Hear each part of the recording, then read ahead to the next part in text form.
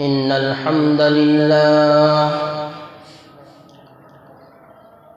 الحمد لله ونستعينه ونستغفره ونؤمن به ونتوكل عليه ونعوذ بالله من شرور أنفسنا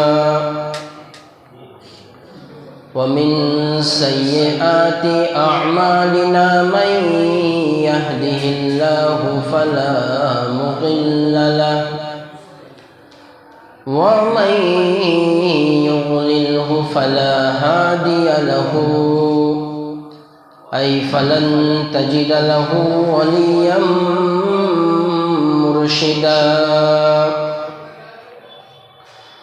ونشهد أن لا إله إلا الله وحده لا شريك له ونشهد أن محمدا عبده ورسوله صلى الله عليه وعلى آله وأصحابه وبارك وسلم تسليما كثيرا أما بعد فقد قال الله تبارك وتعالى في كلامه المجيد وفي فرقانه الحميد أعوذ بالله من الشيطان الرجيم بسم الله الرحمن الرحيم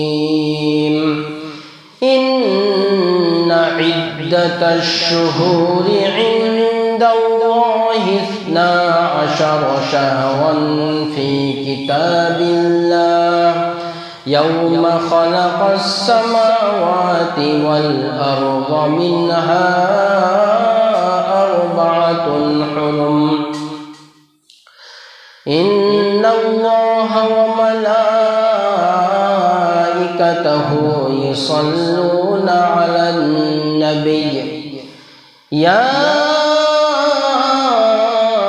أيها الذين آمنوا صلوا عليه وسلموا تسليما اللهم صل على محمد وعلى آل محمد كما صليت على إبراهيم وعلى آل إبراهيم إنك حميد مجيد اللهم بارك على محمد وعلى آل محمد كما باركت على إبراهيم وعلى آل إبراهيم إنك حميد مجيد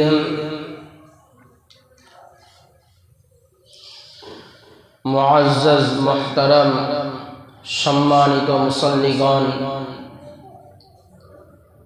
আল্লাহ রাব্বুল আলামিনের কাছে লাখো লাখো কোটি কোটি শুকরিয়া যে আল্লাহ রাব্বুল আলামিন আমাদেরকে ঈমানের মতন এমন একটা বড় দৌলত নিয়ামত আমাদেরকে দান করে পবিত্র জুমার দিনে জুমার নামাজ আদায় করার জন্য যথা সময়ে একত্রিত করেছেন বলেন আলহামদুলিল্লাহ তারপরে পরে জানাই আমার নবী আপনার নবী নবীদের নবী ইমামুল আম্বিয়া খাতামুন নবিয়্যিন আকায়ে নামদার তাজদার মদিনা আহমদে মুজতবা মুহাম্মদ মুস্তাফা সাল্লাল্লাহু আলাইহি ওয়াসাল্লাম সেই নবীর উপর লাখো কোটি দরুদ বর্ষিত হোক সবাই পড়েন আল্লাহুম্মা সাল্লি আলাইহি আল্লাহুম্মা বারিক আলাইহি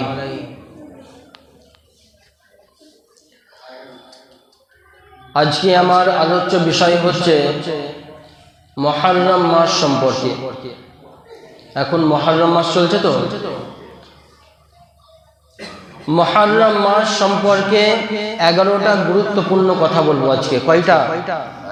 11টা বলবো, কিন্তু 8টাতেই হয়তো সময় শেষ হয়ে যাবে। 8টা পর্যন্তই বলবো ইনশাআল্লাহ। আল্লাহ রাব্বুল আলামিন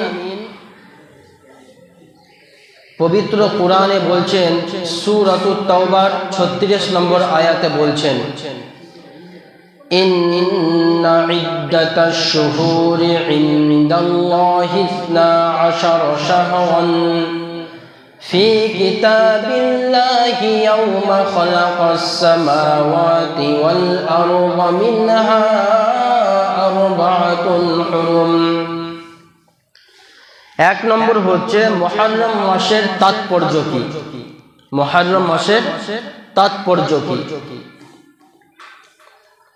ইন্না ইদ্দাতাশ শুহুরি ইনদাল্লাহি 12 শাহরান ফি কিতাবিল্লাহ।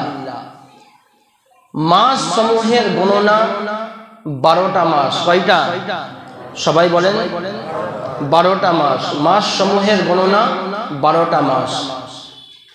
ইয়াউমা খালাকাস সামাওয়াতি ওয়াল আরদ, যেদিন আসমান এবং জমিন সৃষ্টি করেছেন সেই দিন থেকে মাস সমূহের গণনা 12টা মাস।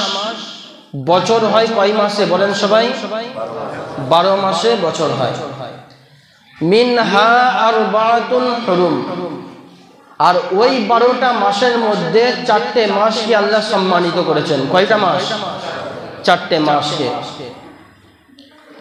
এবার 4টে মাসকে আল্লাহ সম্মানিত করেছেন, আমরা কোথা থেকে জানবো এটা? বুখারী শরীফের 3197 নম্বর হাদিস। আল্লাহর নবী সাল্লাল্লাহু আলাইহি ওয়াসাল্লাম বলেন, الزمان قد استدار كهيئته يوم خلق السماوات والأرض منها أربعة حرم। আল্লাহ রাব্বুল আলামিন যেই দিন আসমান জমিন সৃষ্টি করেছেন সেই দিন থেকে যেমন সময় পার হয়ে যাচ্ছে, একের পর একদিন পার হয়ে যাচ্ছে, আজকেও তেমন ভাবে সময় পার হয়ে যাচ্ছে, দিন পার হয়ে যাচ্ছে। as-sanatu 12 শাহরান, বছর হয় 12 মাসে। মিনহা আরবাআতুন হুরুম, ওই 12টা মাসের মধ্যে 4টে মাসকে আল্লাহ সম্মানিত করেছেন। 4টে মাস কি কি একটু ভালো করে শুনেন। 1 নম্বর হচ্ছে জিলকাদা, 2 নম্বর হচ্ছে জিলহিজ্জা, 3 নম্বর হচ্ছে মুহররম, 4 নম্বর হচ্ছে রজব। এই 4টে মাসকে আল্লাহ সম্মানিত করেছেন। খুবই বরকতপূর্ণ মাস এইটা। এই 4টে মাসকে আল্লাহ সম্মানিত করেছেন, কিন্তু রমজান ছাড়া। রমজান মাস হচ্ছে স্পেশাল আলাদা মাস। রমজান মাস ছাড়া এই 4টে মাসকে আল্লাহ সম্মানিত করেছেন। রমজান মাস কতটা স্পেশাল মাস, বিশেষ একটা মাস, এর দলিলও আমি দেব আপনাদেরকে ইনশাআল্লাহ। তাহলে আমরা কোরআন থেকে জানতে পারলাম, হাদিস থেকে জানতে পারলাম, মাস সমূহের গণনা 12টা মাস। 12টা মাসের মধ্যে 4টে মাসকে আল্লাহ সম্মানিত করেছেন। সুবহানাল্লাহ পড়েন।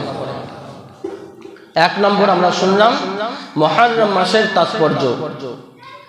এবার আমরা শুনবো 2 নম্বরে, মুহররম মাসে একটা নির্দিষ্ট তারিখ আছে, যেই তারিখকে বলা হয় 10ই মুহররম, আশুরার দিন, ইয়াউমে আশুরা। ইয়াউমে আশুরা, 10ই মুহররমের দিনটাকে বলা হয় আশুরার দিন। এই আশুরার দিনের তাৎপর্য কি? প্রথম আমরা শুনলাম মুহররম মাসের তাৎপর্য, এবার আমরা শুনবো আশুরার দিনের তাৎপর্য কি। হাদিস বুখারী শরীফের 2004 নম্বর হাদিস। এই হাদিসটা বর্ণনা করেছেন হযরত আব্দুল্লাহ ইবনে আব্বাস রাদিয়াল্লাহু তাআলা আনহু। عن ابن عباس رضي الله تعالى عنه قال قدم النبي صلى الله عليه وسلم المدينة হযরত আব্দুল্লাহ ইবনে আব্বাস রাদিয়াল্লাহু তাআলা আনহু তিনি বলছেন, আল্লাহর নবী সাল্লাল্লাহু আলাইহি ওয়াসাল্লাম যখন মদিনায় আগমন করলেন, ফারাআল ইয়াহুদা তাসুমু আশুরা, আল্লাহর নবী ইহুদিদেরকে দেখলেন তারা এই আশুরার দিনে রোজা পালন করছে। কি করছে? ইহুদিদেরকে দেখলেন তারা এই 10ই মুহররম আশুরার দিনে রোজা পালন করছে। আল্লাহর নবী জিজ্ঞাসা করলেন, মা হাদা, এই দিনটা কি এমন মহান দিন?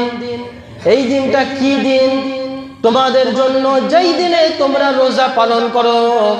এইটা কি এমন মহান দিন? তখন ইহুদিরা বলে, হাদা ইয়াউমুন সালিহ, এইটা হচ্ছে খুবই ভালো একটা দিন, সৎ একটা দিন। এই দিনটা এমন একটা দিন, নাজ্জাল্লাহু ফিহি বনি ইসরাঈল মিন আদুওয়িহিম, এই দিনে আল্লাহ রাব্বুল আলামিন বনি ইসরাঈলদেরকে তাদের দুশমনের হাত থেকে বাঁচিয়েছেন। ফাসামাহু মূসা, ওই দিনটা শুকরিয়া আদায় করার জন্য মূসা আলাইহিস সালাতু ওয়াস সালাম ওই দিনে রোজা রেখেছেন। ইহুদিরা বলছে মূসা নবী রোজা রেখেছেন, ওই কারণে আমরাও রোজা রাখি।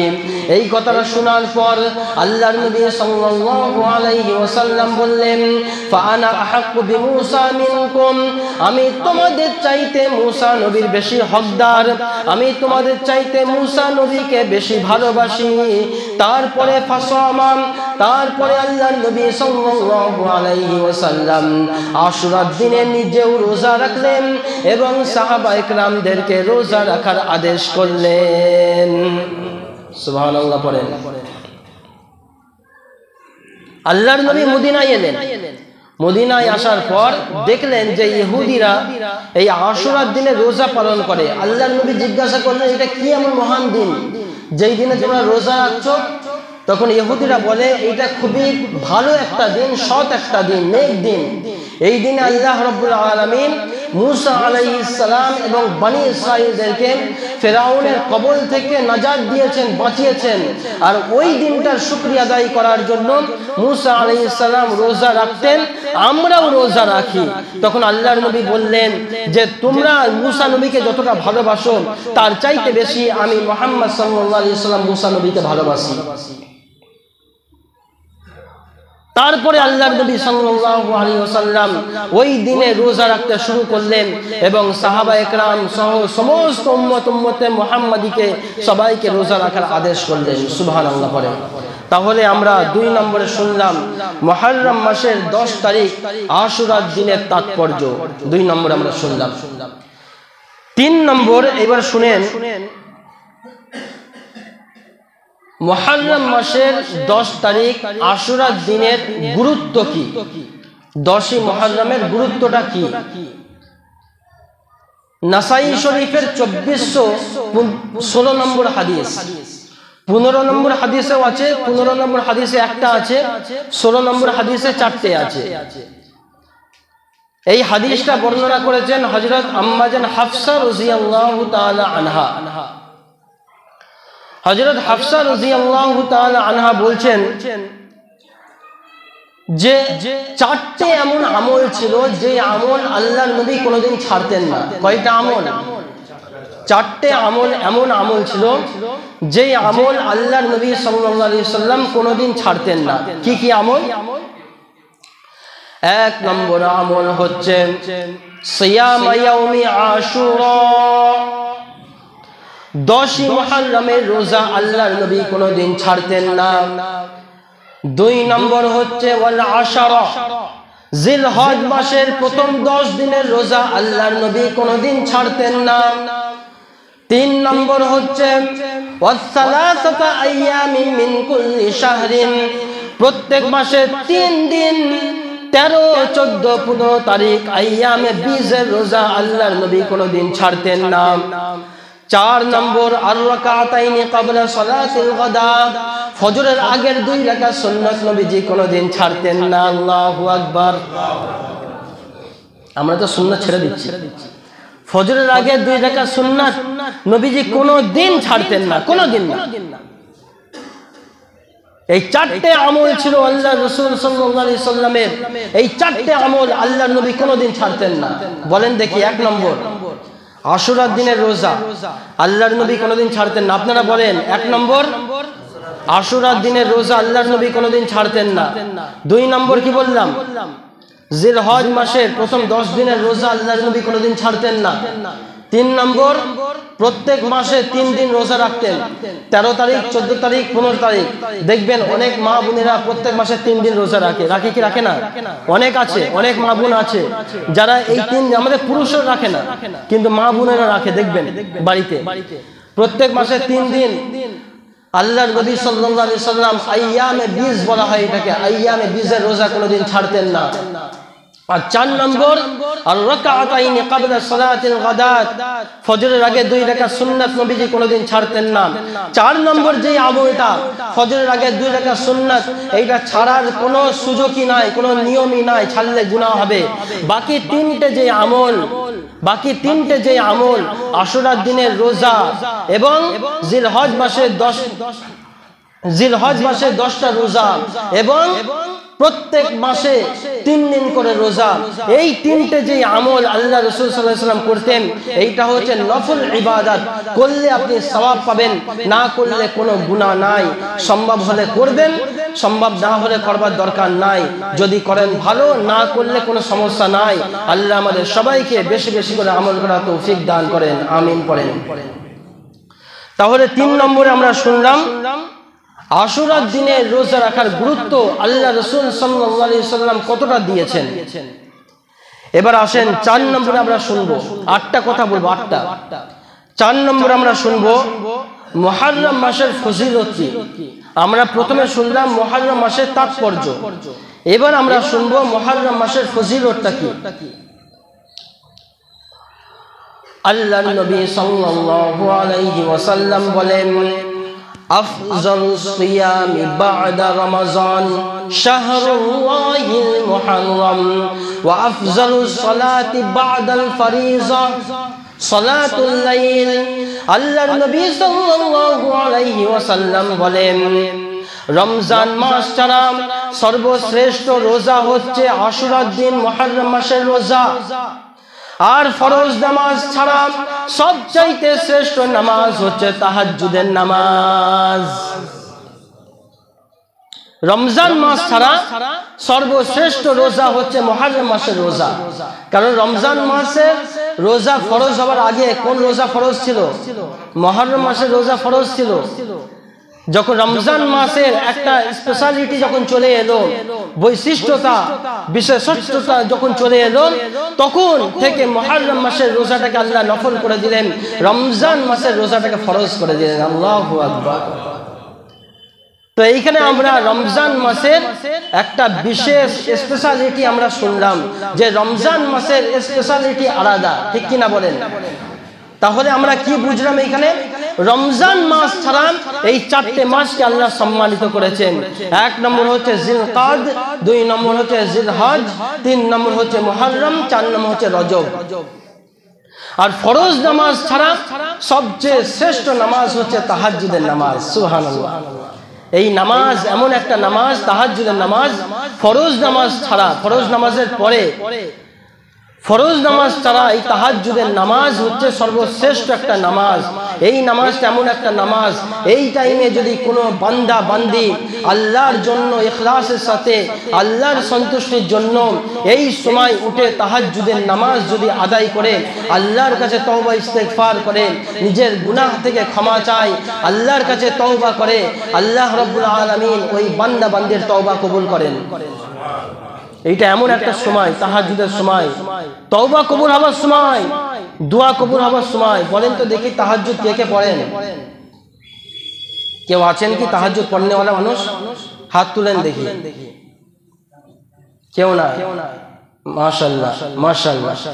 চাচাজি আছেন, আলহামদুলিল্লাহ। আল্লাহ আমাদের সবাইকে তাহাজ্জুদের নামাজ পড়ার তৌফিক দান করেন, আমিন পড়েন। তাহাজ্জুদ পড়বেন, সপ্তাহে একবার করে পড়বেন, মাঝে মাঝে পড়বেন। কারণ তাহাজ্জুদের নামাজ এমন একটা সময়, ওই সময় আল্লাহ দোয়া কবুল করেন। কোন কোন সময় দোয়া কবুল হয়? এক তো হচ্ছে তাহাজ্জুদের সময়, দুই নম্বর হচ্ছে আজান ও ইকামতের মাঝে, যেমন সূর্য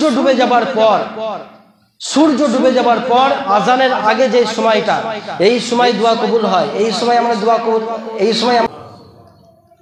তাহলে আমরা 4 নম্বরে মুহররম মাসের ফজিলত কি শুনলাম? রমজান মাস ছাড়া সর্বশ্রেষ্ঠ রোজা হচ্ছে মুহররম মাসের রোজা, আর ফরজ নামাজ ছাড়া সর্বশ্রেষ্ঠ নামাজ হচ্ছে তাহাজ্জুদের নামাজ। এই হাদিস থেকে আমরা রমজান মাসের শ্রেষ্ঠত্ব আমরা জানতে পারলাম। সুবহানাল্লাহ। 5 নম্বর হচ্ছে আশুরার দিনে রোজা রাখার ফজিলত। আমরা প্রথমে শুনলাম কি আশুরার দিনে রোজা রাখার তাৎপর্য, গুরুত্ব আমরা শুনেছি। এইবার আমরা শুনবো আশুরার দিনে রোজা রাখার ফজিলতটা কি। এইবার আমরা শুনি। قال رسول الله صلى الله عليه وسلم صيام يوم عاشوراء إني أحتسب أن يكفر السنة التي قبله। আল্লাহর নবী সাল্লাল্লাহু আলাইহি ওয়াসাল্লাম বলেন, যে ব্যক্তি আশুরার দিনে রোজা পালন করবে, আল্লাহ রাব্বুল আলামিন তার আগের সমস্ত 1 বছরের গুনাহ মাফ করে দিবেন। এবার আপনাদেরকে একটা প্রশ্ন করি, কোন রোজা রাখলে, আলেম যিনারা আছেন তিনারা ছাড়া উত্তর দিবেন, কোন রোজা রাখলে আগের এবং পরের 1 বছরের গুনাহ আল্লাহ মাফ করে দেন? আশুরা। কোন রোজা রাখলে আগের এবং পরের 1 বছরের গুনাহ আল্লাহ মাফ করে দেন? বলেন দেখি, জানা দরকার আছে এগুলো। আরাফাত দিনের রোজা। কোন দিন? জিলহজ মাসের 9 তারিখের রোজা, আরাফাত দিনের রোজা, কুরবানির আগের দিনের রোজা।